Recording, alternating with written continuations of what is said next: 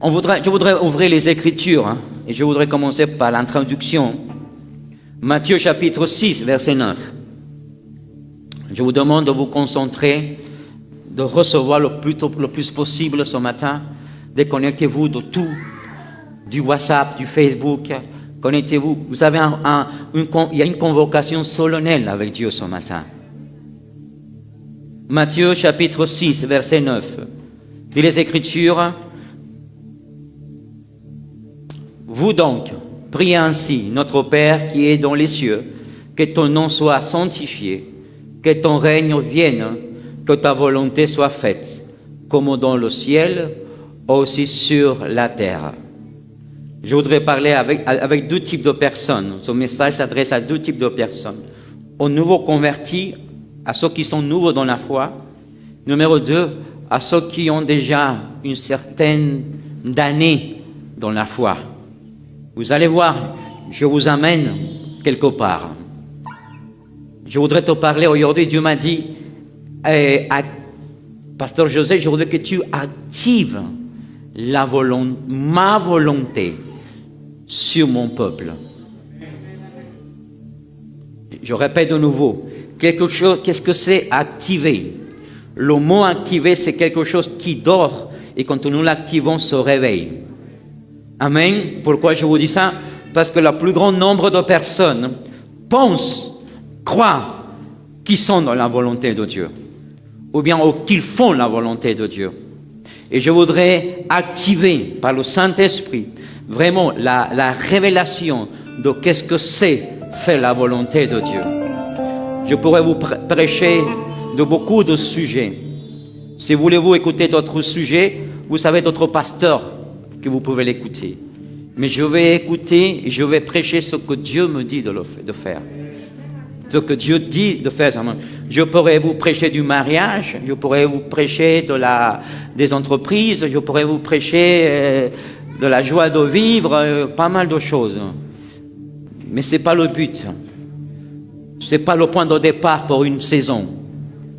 Ce n'est pas le point de départ pour une nouvelle saison.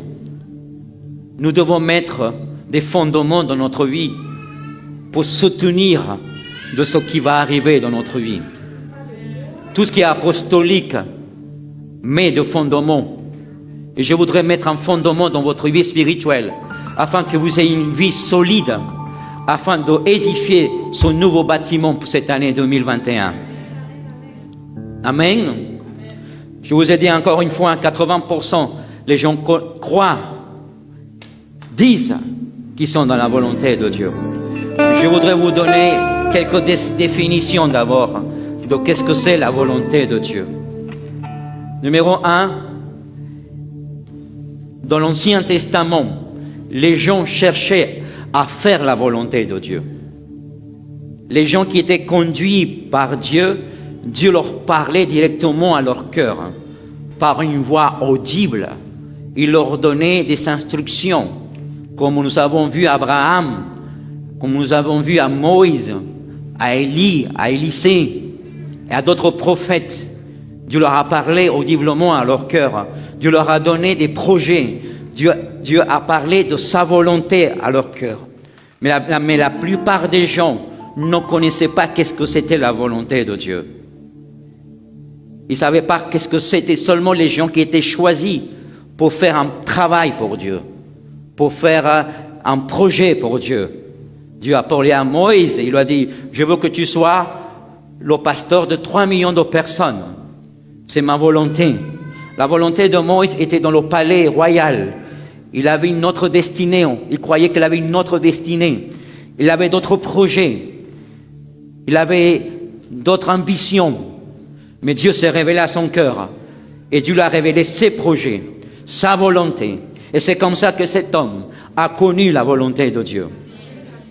Donc, dans l'Ancien Testament, vous pouvez lire dans tous les livres, la volonté de Dieu n'était pas encore établie dans le cœur du peuple.